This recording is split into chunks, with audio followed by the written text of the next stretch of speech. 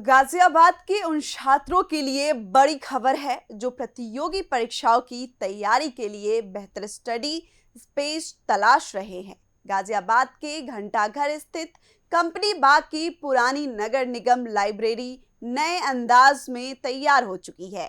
Hi tech सुविधाओं से lace इस लाइब्रेरी के दरवाजे गुरुवार से यानी आज से लोगों के लिए खोल दिए गए हैं।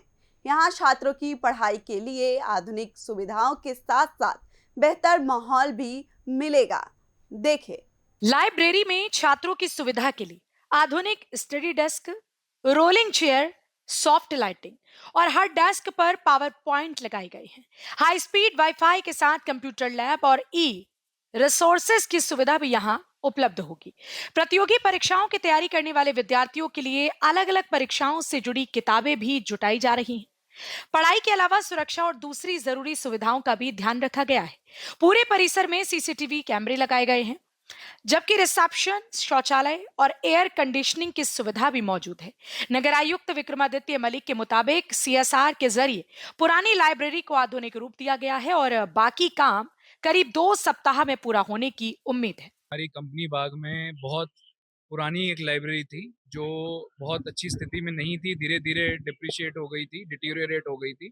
लेकिन ये लोकेशन बहुत अच्छी है, यहाँ आसपास कॉलेजेस भी हैं, यहाँ कॉम्पिटिटिव एग्जाम्स के पढ़ाई करने वाले बच्चे भी आते हैं। एक पार्क के बीच में लाइब्रेरी है, तो वातावरण भी बहुत अच्छा है यहाँ का।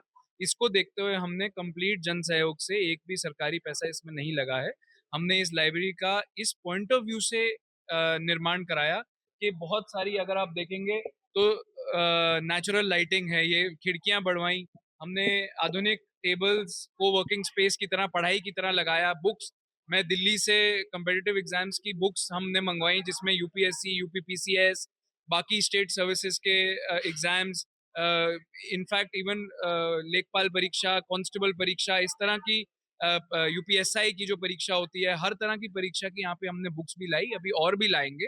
हमने 8-10 यहाँ पे कंप्यूटर्स भी लगाए हैं, वाईफाई भी है, एसी भी है, बैठने की बहुत अच्छी सुविधा है। हमारा प्रयास पहले यही था कि पहले ये लाइब्रेरी सेट कर लें, इसके बाद जो हमारे ऊपर के फ्लोर्स हैं, कहीं वहाँ पे जैसे माननीय मुख्यमंत्री जी अभ्योदय कोचिंग क्लासेस समाज कल्याण विभाग चलाता है, उस तरह का नगर निगम भी कर सकता है।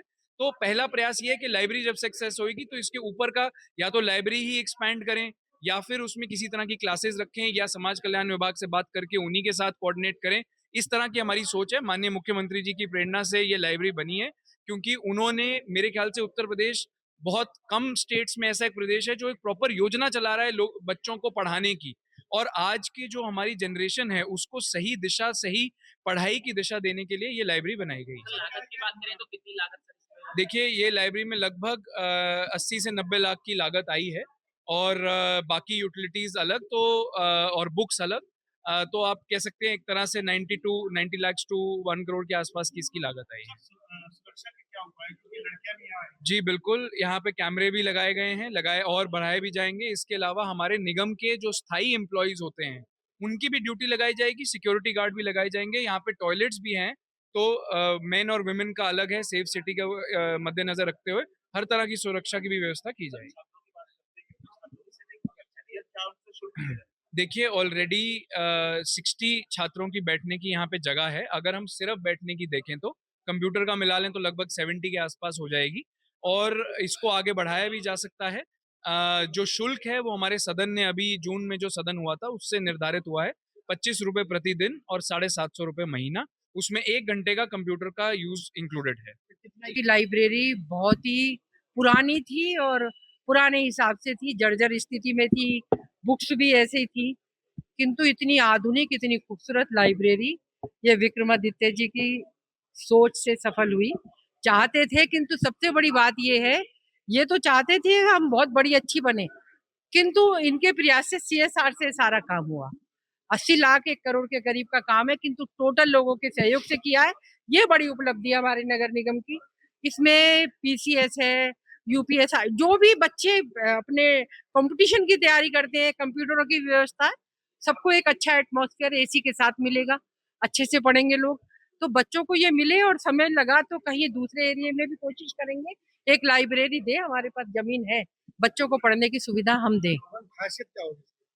खासियत तो आप देखिए ना, इतनी बड़ी लाइब्रेरी, इतना सुंदर एटमॉस्फेयर, एक गार्डन के अंदर है, नेचुरल है, सब कुछ पेड़ पौधे चारों तरफ है, एटमॉस्फेयर बहुत अच्छा है और शांति भी है। मैडम अगर बात करें बीजेपी सरकार की तो आप लोगों को बढ़ावा दे रही है पढ़ाई के लिए आगे कैसे देखते हैं इसको आप? नहीं, शिक्षा तो हमारा धर्म है, बच्चों को देनी ही चाहिए, सुविधा हमें देनी चाहिए।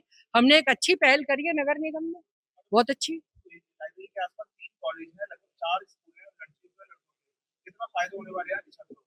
जो बच्चा घर में कर सकता है करेगा, किंतु जिस बच्चे को आवश्यकता है, और घर में बहुत सारी किताबें नहीं रख सकता आदमी, कोई भी बच्चा, यहाँ बहुत सारी उसे नई नई चीजें पढ़ने के लिए मिलेंगी, वो पढ़ सकता है, पेन ड्राइव लाके कंप्यूटर पे काम कर सकता है, जैसे अभी बता रहे थे।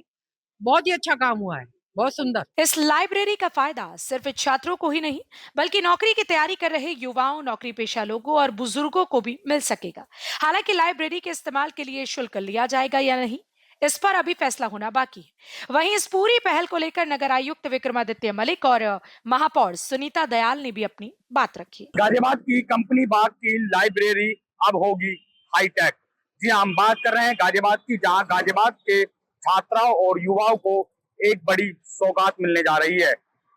जी हम बात कर रहे हैं लाइब्रेरी की, जहां पर गाजियाबाद के छात्रों और युवाओं को बड़ी सहूलियत मिलेगी, जहां पर पूरी जो लाइब्रेरी है वो हाईटेक होगी। गाजियाबाद के घंटाघर इलाके में लाइब्रेरी जो है कंपनी बाग की, वह पूरी तरीके से हाईटेक होगी और पूरी सुविधाएं उसमें लैस होंगी। चाहे एयर कंडीशनर की बात कर लें या वाईफाई, हाईफाई कनेक्टिविटी मिलेगी। वहीं नौकरी की तैयारी करने वाले लोगों को भी पूरी तरीके से उसमें सुविधा मिलेगी।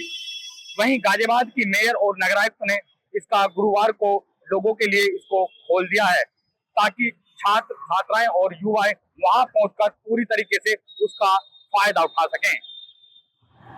वहीं अभी तक इसका शुल्क लागू नहीं हुआ है, वो आने वाले दिनों में पता लगेगा कि इसका शुल्क लोगों से लिया जाएगा या नहीं लिया जाएगा।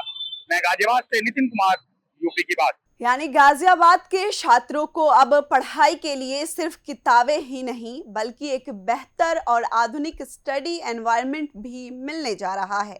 सवाल अब यही है, यह हाईटेक लाइब्रेरी युवाओं की पढ़ाई और प्रतियोगी परीक्षाओं की तैयारी में कितना बड़ा बदलाव लाएगी। इस खबर में फिलहाल इतना ही। देखते रहिए यूपी की बात।